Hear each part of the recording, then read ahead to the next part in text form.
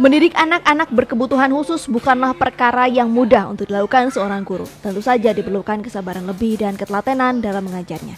Namun berbeda dengan Muhammad Soleh, seorang guru tunanetra di SLB ABCD Sejahtera Gunung Batu Loji Kota Bogor, Soleh begitu telaten dan antusias mengajar muridnya yang semata wayang. Uniknya, sarjana teologis Islam Fakultas Usuluddin jurusan Perbandingan Agama di Universitas Islam Bandung ini mengajari seorang anak yang juga tunanetra seperti dirinya. Meski tidak bercita-cita sebagai seorang guru, namun memberikan wawasan dan pengetahuan kepada para penyandang disabilitas khususnya tunanetra sudah menjadi niatannya. Karena menurutnya memiliki kekurangan dalam penglihatan bukanlah suatu penghalang bagi manusia untuk tetap melangkah mewujudkan mimpi dan cita-cita. Mata pelajaran pokoknya jelas agama ya.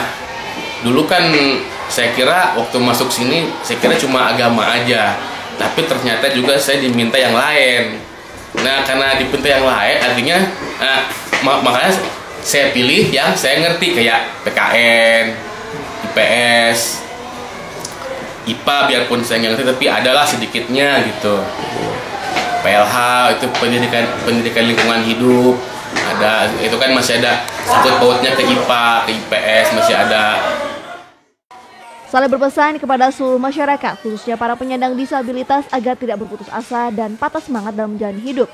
Menurutnya, meski tidak bisa melihat secara kasat mata, namun masih bisa melihat dengan hati. Dari Kota Bogor, Herman Bors melaporkan untuk Denika.